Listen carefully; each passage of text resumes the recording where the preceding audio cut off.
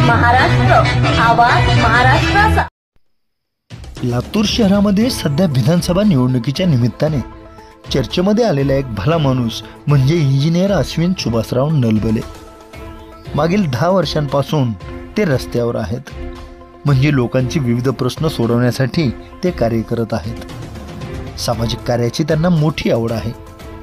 लातूर शहरातील विविध समस्या पाहून त्या समस्या सोडवण्यासाठी त्यांनी ही विधानसभा निवडणूक लढवण्याचा निर्णय घेतलेला आहे। लातूर शहरामधील लाखो सर्वसामान्य लोकांच्या प्रश्नांची सोडवणूक करण्यासाठी त्यांनी विधानसभेचे हे रणशिंग फुंकलेले आहे। स्वर्गीय लोकनेते विलासराव देशमुख साहेब यांच्या मागे या शहराची पुरती वाट लागलेली आहे आणि ते थांबले पाहिजे, लोकांना न्याय मिळाला पाहिजे, म्हणून आपण ही निवडणूक लढवणार असल्याचे ते सांगतात। या निवडणुकीच्या निमित्ताने तयारी विधानसभेची या कार्यक्रमांतर्गत आमचे मुलाखतकार संतोष रोकडे यांनी त्यांच्याशी साधलेला हा विशेष संवाद पहा न्यूज 1 महाराष्ट्र वाहिनीवर। माझं नाव आहे इंजिनियर अश्विन सुभाषराव नलबले। मी सॉफ्टवेअर इंजिनियर आहे। मूळचा अहमदपूरचा आहे मी आणि मागची 5 वर्ष झालं लातूरला स्थायिक आहे। वर्क फ्रॉम होम आहे, एका चांगल्या कंपनीमध्ये काम करतोय। राजकारण हा माझा पेशा नाही आहे किंवा माझं बॅकग्राऊंडही नाही आहे राजकारणाचं, पण असं असतानाही सामान्यांचे प्रश्न कुठेतरी रस्त्यावर यावेत, सामान्यांचे प्रश्न कुणीतरी मांडावेत, त्याच्यावर वाच्यता व्हावी आणि इलेक्शन हे केवळ तुतुमय याच्यावर कॉन्सन्ट्रेट न होता जनतेच्या खऱ्या मुद्द्यावर लढलं जावं याच्यासाठी मी प्रयत्न करतोय आणि म्हणून राजकारणात आलोय। आणि प्रामुख्याने बेरोजगारी ही जी समस्या आहे याला घेऊन लातूर शहरामध्ये जे बेरोजगार युवक आहेत यांच्या प्रश्नासाठी झगडण्यासाठी मी राजकारणात उतरलोय आणि प्रामुख्याने हे इलेक्शन लढत आहे। महाराष्ट्र विधानसभा 2024 तयारी विधानसभेची आज मुलाखत आयोजित केली आपण। तयारी विधानसभेची या कार्यक्रमाअंतर्गत 235 लातूर शहर विधानसभा उमेदवार आहेत इंजिनियर अश्विन सुभाषराव नलबले। जाणून घ्यायचं आपल्याला की नेमकं विजन काय आहे, कशामुळे ही निवडणूक लढायची आहे। कारण काय असतं की बऱ्याच वेळेला आपल्याला सवय लागली असते की चला मतदान करूया, पण कोणाला करावं, का करावं, कशासाठी करावं, या प्रश्नांची उत्तर मात्र लोकांकडे नसतात।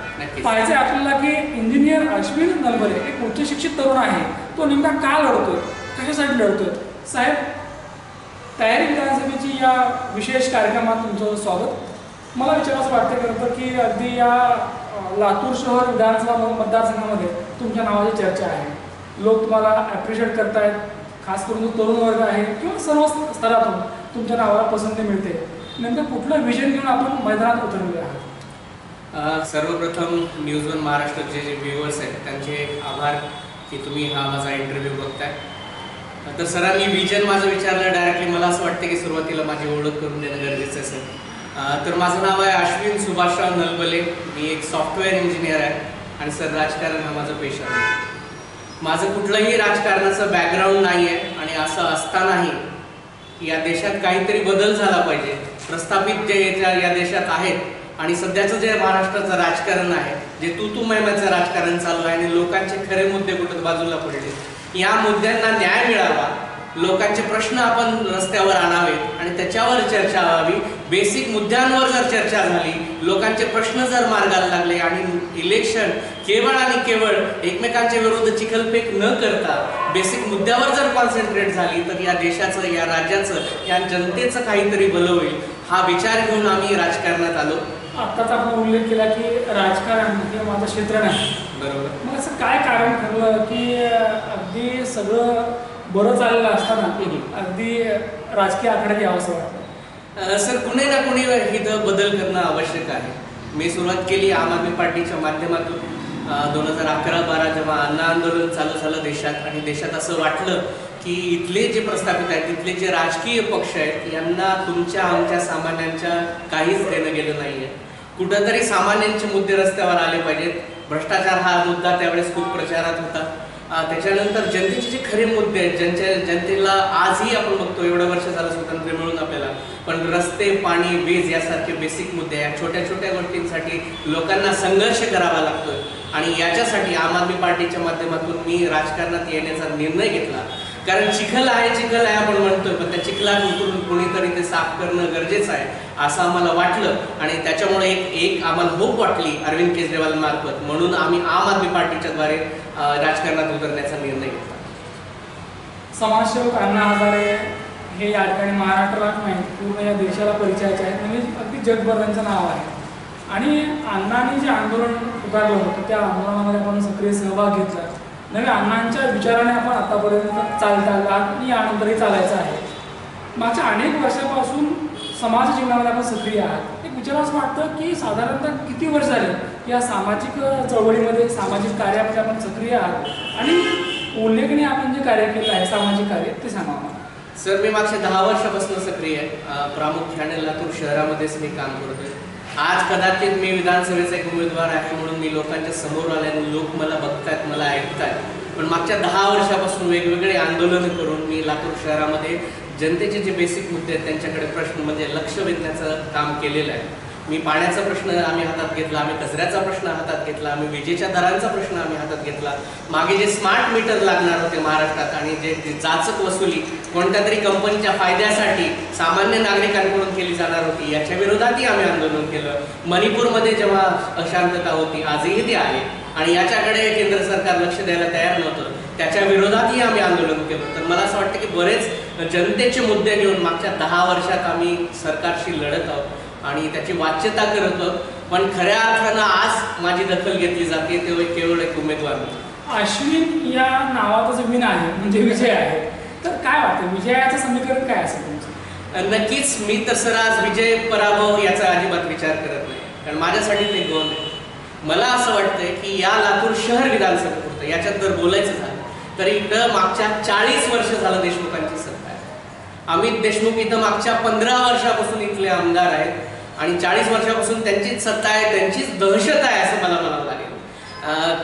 स्वर्गीय विलासराव देशमुख यांच्याबद्दल निश्चितच मला आदर आहे आणि तो मी बाळगतो, कारण ते लोकनेते होते. पण अमित देशमुखांना 15 वर्ष ते आमदार असून सुद्धा लातूर शहर विधानसभेसाठी त्यांनी काहीच केलेलं नाही असं माझं स्पष्ट मत आहे. एकीकडे तुम्ही म्हणतात की काहीच केलं नाही, मग आता लोक तुम्हाला विचारतायत, लोक विचारत असतील की तुम्ही काय करणार? नक्कीच सर, मुळात पण मला याच्यातच सगळं उत्तर दडलेलं आहे की त्यांनी काय केलेलं नाही आणि आपल्याला काय करायचं आहे. तर आम्ही नेहमी सांगतो की इथं रस्ते आहेत, रस्त्यांवर मोठमोठाले खड्डे आहेत, महिलांसाठी एक साधंसर शौचालय सुद्धा, सुलभ शौचालय सुद्धा एक चांगल्या दर्जाचं नाही आहे. वेगवेगळ्या समाजाचे प्रश्न आहेत. लहुजी वस्ताद साळवे यांच्या पूर्णाकृती पुतळ्याचा मुद्दा आहे, अण्णाजी भाऊ साठे यांच्या सभागृहाचा प्रश्न आहे, इथल्या शिवाजी महाराज यांच्या ग्रंथालयाचा प्रश्न आहे, डॉक्टर बाबासाहेब आंबेडकर पार्कच्या सुशोभीकरणाचा प्रश्न आहे, चौकाचे वेगवेगळे मुद्दे, बेरोजगारी सगळ्यात मोठा प्रश्न आहे. आपण म्हणतो फक्त लातूरला मागच्या काही दिवसात कचऱ्याचा प्रश्न आहे, कचऱ्याचा प्रश्न आहे, कचऱ्याचा प्रश्न आहे असं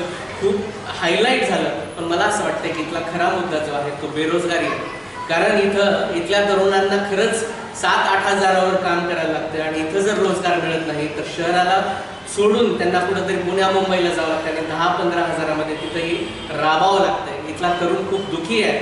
खूप ऑटोवाल्यांचे प्रश्न आहेत. मी असं समजतो की इथला जो ऑटो चालक आहे साधारणतः 10 ते 15 हजार ऑटो चालक आहेत, त्यांनी याच्यामध्ये BA झालेले मुले, याच्यामध्ये MA झालेले मुले, याच्यामध्ये अक्षरशः इंजिनिअरिंग झालेले मुले.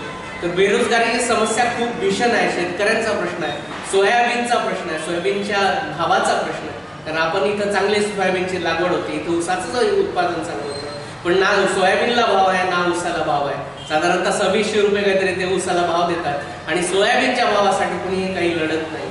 म्हणून या जे काही बेसिक मुद्दे आहेत याच मुद्द्यांवर खऱ्या अर्थानं आम्हाला काम करायचं. 235 लातूर शहर विधानसभा प्रामुख्याने आज प्रत्येक ठिकाणी आपण जात आहे आणि मग लोकांशी बोलत आहेत. मग तरुण असतील, तरुणी असतील, शेतकरी, कष्टकरी, व्यापारी असतील, अगदी हमाल असतील, मापाडी असतील, अगदी सगळे असतील. तर लोकांशी संवाद साधताना नेमका संवाद काय होतो नेमका, म्हणजे काय असते, मन की बात असते, दिल की बात असते, ती सांगा. खरं याला तर गंमत आहे. या लातूर शहरामध्ये मागच्या 15 वर्षापूर्वीपासून यांची सत्ता आहे आणि यांनी काहीच केलेलं नसलं. मी सर बाभळगावला सुद्धा व्हिजिट केली, जिथं असं आपण म्हणतो की ती देशमुखांची गडी आहे. तर खरा जर विरोध बघायचा असेल तुम्हाला तर तो अक्षरशः बाभळगावातूनच आहे. या शहरात सर प्रत्येक ठिकाणी आम्ही जातो, जनतेला बोलतो, तर यावेळेस प्रत्येक माणूस हा म्हणतो, 10 जण जर तुम्ही बोललं तर 10 पैकी 10 जण सांगतात की यावेळेस अमित देशमुखांचं बटन दाबायचं. इतकी अँटी इन्कम्बन्सी त्यांच्याबद्दल आहे. असं काय? ते देशमुखांचे सुपुत्र आहेत सर. लोक विलासराव देशमुख यांना लाईक करतात, आजही लाईक करतात, आम्हाला हे पावलोपावली जातात, पण तेवढाच हेट अमित देशमुखांबद्दल करतात. असं का? याचं कारण असं आहे की अमित देशमुख हे दर इलेक्शनच्या सुरुवातीलाच या लातूर विधानसभेत उगवतात, केवळ मतं मागतात आणि याच्यानंतर ते गायब होतात. ते मुंबईला कुठेतरी राहतात, मला खरंच त्याचा पत्ताही माहीत नाहीये, पण असं लोक असं म्हणतात की ते इथं राहतच नाहीत, मुंबईलाच राहतात. जनतेचे प्रश्न ते ना विधानसभेत मांडतात ना जनतेचे फोन उचलतात. अहो, ते त्यांच्या कार्यकर्त्यांचे सुद्धा फोन उचलत नाहीत. त्याच्यामुळे त्यांचा कार्यकर्ताही नाराज आहे, इथले लोक नाराज आहेत आणि लोकांना यावेळेस बदल घडवायचा हे आम्हाला पावलोपावली जाणवत आहे. जसे इतर मुद्दे आहेत, अगदी पाणी असेल किंवा वीज असेल किंवा आणखी आरोग्य असेल, या मुद्द्यावर आणखी काही मुद्दे म्हणजे अगदी कर्कशाने जाणवतात, म्हणजे मराठा आरक्षण असेल, तर यावर आपली काय भूमिका आहे? मराठा आरक्षणासाठी खूप ट्रिकी क्वेश्चन आहे माझ्यासाठी, पण भूमिका तीच आहे. मराठा आरक्षण असू द्या, बाकी कुठलंही आरक्षण असू द्या, आमचं म्हणणं एकच आहे, संविधानाच्या चौकटीत लागू बसणार जे कुठलंही आरक्षण असेल, ते कुठलाही समाज असू द्या, त्या प्रत्येक समाजाला हे मिळालंच पाहिजे, कारण तो त्यांचा अधिकार आहे. आणि संविधानिक अधिकार जर तो असेल तर मला असं वाटतं तर निश्चितच त्यांना मिळालं पाहिजे, पण ती गोष्ट संविधानाच्या चौकटीत कुठंतरी बसली पाहिजे. मी सर मी बाकीचा अभ्यासक नाही आहे आरक्षणाचा, त्याच्यासाठी वेगळ्या समित्या आहेत, त्या समित्या असं ठरवतील की खरंच मराठा हे त्या मागासवर्गीय आहेत की नाही. पण नक्कीच जर ते असतील, आणि मला असं वाटतं निजामाच्या काळातल्या काही नोंदी पण आहेत ज्याच्यामध्ये हे नमूद केलेलं आहे की ते मागासवर्गीय आहेत, आणि तशा जर नोंदी सापडलेल्या असतील आणि खरंच जर त्यांच्यावर अन्याय होत असेल तर त्यांना ते निश्चितच मिळायला पाहिजे. त्याच्यात कोणीच त्याच्याबद्दल आक्षेप घेणार. बऱ्याच वेळेला आपण जेव्हा फिरतो तेव्हा तरुण अगदी बिंदास बोलतात, पण लोकशाही आहे बरोबर की सहज बोलतात की तुम्ही उभारलेले आहात तर आमच्या आरक्षणाचं काय, त्यावर तुम्ही बोला नाही का, त्यावेळेला निश्चितपणे आपल्याला ती उत्तरं द्यायची असतात. नक्कीच तर अगदी विचारावं असं वाटतं की बऱ्याच वेळेला काय असतं की विकासाचं मॉडेल आमच्याकडे तयार आहे, किंवा आम्हाला विकास करायचा आहे, किंवा आम्हाला अनेक गोष्टी करायच्या आहेत. काय होतं की आपण निवडून येतो आणि मग बोलाचीच भात आणि बोलाचीच कडी होणार नाही का. तर तुमच्या दृष्टीने तुमच्या मनातलं विजन काय आहे, की तुमचा प्लॅन काय आहे, त्याला आपण मास्टर प्लॅन असेल? नक्की सर. पहिली गोष्ट तर मी क्लिअर करतो, तुम्ही म्हटलात बोलाचाच भात आणि बोलाचीच कडी असं होतं. असं का होतं? कारण केवळ निवडून येण्यासाठी काहीतरी खोटी आश्वासनं आपण देतात लोक. जसं उजनीचं पाणी आणतो असं मागच्या 3 टर्मपासून ते बोलतात, पण टेक्निकली ते शक्य नाही हे त्यांना पण माहिती. जर ज्या गोष्टी शक्यच नाही आहेत त्या गोष्टींचं खोटं आश्वासन द्यायचं कशाला, केवळ मतं घेण्यासाठी. म्हणून माझी ती प्रवृत्ती नाही आहे, माझा तो विचार नाही आहे. जी गोष्ट माझ्याकडून होऊ शकते तीच गोष्ट म्हणून मी म्हणतो की मी माझ्याकडून होते, अन्यथा मी केवळ एवढं म्हणतो की मी प्रयत्न करेन.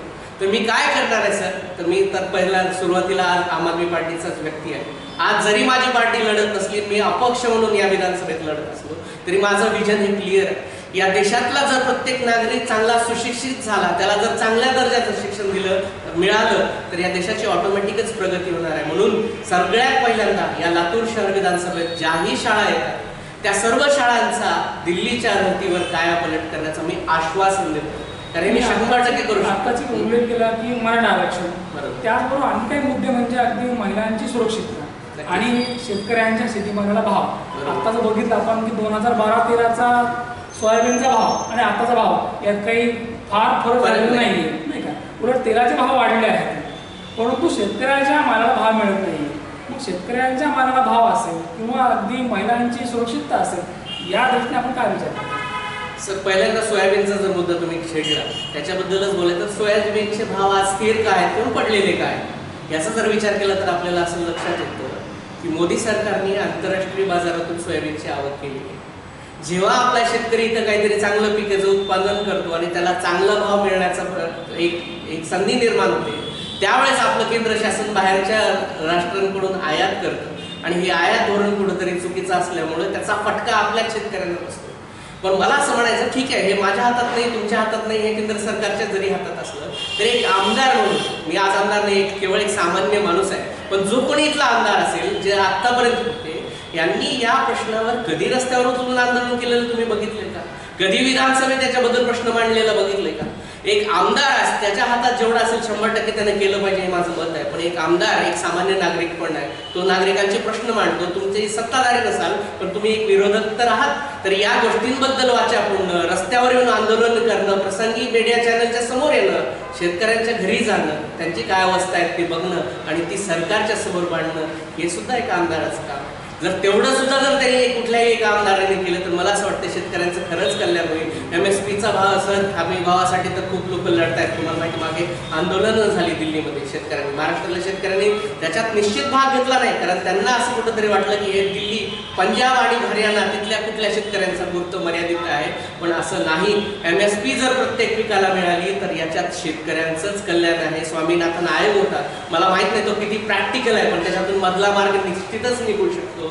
आणि कुठंतरी MSP साठी प्रयत्न करून सरकारला सगळं काही खरेदी करायचं नाहीये, सरकारला फक्त MSP वर लोक खरेदी करतील याची गॅरंटी घ्यायची. आणि ही जर सरकारने केलं तर निश्चितच शेतकऱ्यांचं जीवनमान सुधारू शकतं. त्याच्यामुळे निश्चितच ह्याच्यासाठी तर मी 100% प्रयत्नच करेन, पण गरज जर पडली तर रस्त्यावर उतरून याच्या विरोधात आंदोलन सुद्धा करण्याची माझी तयारी आहे.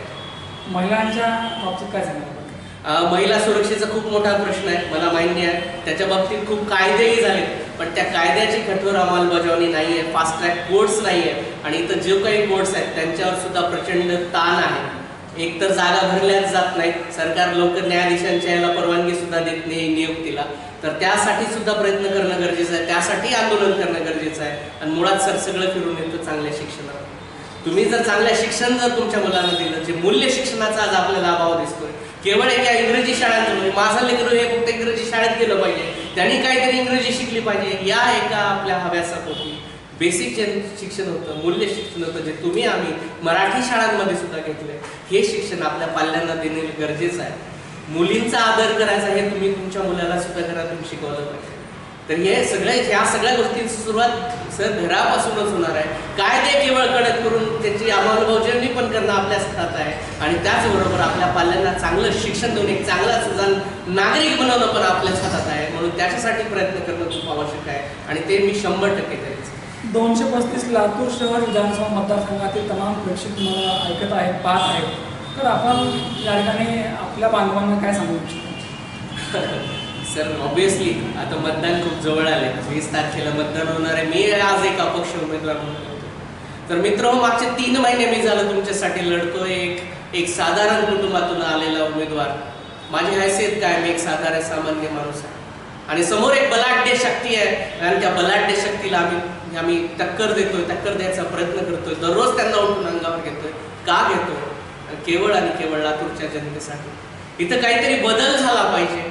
इथली जी सत्ता आहे, जी सामान्य लोकांकडे अजिबातच लक्ष देत नाही, त्यांचे साधे प्रश्न विचारात घेत नाही, त्यांच्या असं डोक्यात आहे की इलेक्शन येतं, आम्ही पैसे फेकतो, आम्ही निवडून येणार, इथं ही आमची मक्तेदारी आहे, आमची जाहिराती आहे, ही कुठे ना कुठेतरी खोडली गेली पाहिजे. या शक्तीला कुठे ना कुठेतरी एक आव्हान दिलं पाहिजे. मी जिंकून येईल, मी हरून जाईल, त्याच्याबद्दल मला माहित नाही. आज मला माहित नाही की याचा परिणाम काय होईल, याचा रिझल्ट काय असेल. पण कुणी ना कुणी या लातूर शहर मतदारसंघात होता ज्यांनी देशमुखांना तगडं आव्हान दिलं, त्यांनी जे डोळे घालून देशमुखांना आव्हान दिलेलं आहे आणि त्यांना चॅलेंज केलेलं आहे की देशमुख, मागच्या 15 वर्षात, मागच्या 40 वर्षात तुम्ही या लातूरचं भलं केलेलं नाही. लातूरला विकास दिसतो तर केवळ एक मला पूल दिसतो, छत्रपती शिवाजी महाराज पूल. त्याच्या व्यतिरिक्त मला कुठला कारखाना दिसत नाहीये. महिलांचे प्रश्न जैसे ते आहेत, प्रत्येक समाजाचे प्रश्न आहेत, मराठा समाजाचे प्रश्न आहेत, दलित समाजाचे प्रश्न आहेत. या सगळ्या प्रश्नांना तुम्ही कधी साधा वाच्यता केली नाही, याच्याबद्दल कधी बोलला नाही.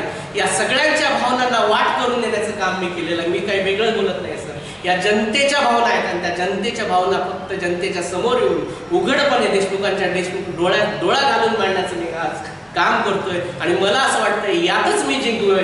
यातच लोक जर इथं जी भीती होती की देशमुख काय करतील, मला तर लोकांनी खूप भीती काढल्या सर. देशमुख गडीवर उचलून नेतात, काय करतील, तुमच्यासोबत काय करतील सर, तुम्ही असं का बोलतोय.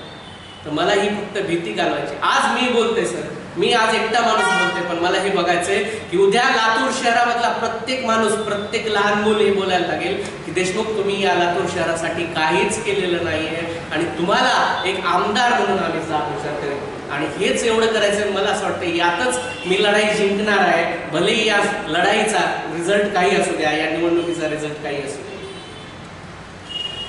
जिंदगी एक जंग है, बस जीत जाएंगे और जीत मेरे नाम में है. अश्विन या नावातच विन म्हणजे विजय आहे. चला प्रयत्न करूया आपण, लढूया आपण.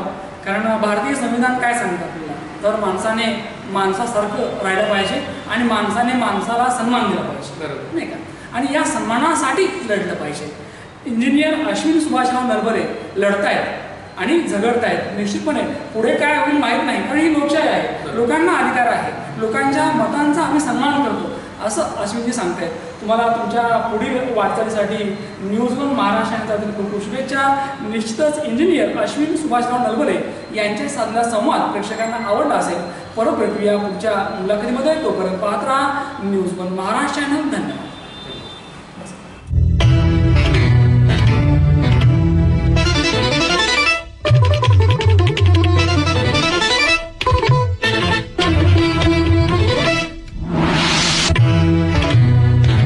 न्यूज 1 महाराष्ट्र, आवाज महाराष्ट्राचा.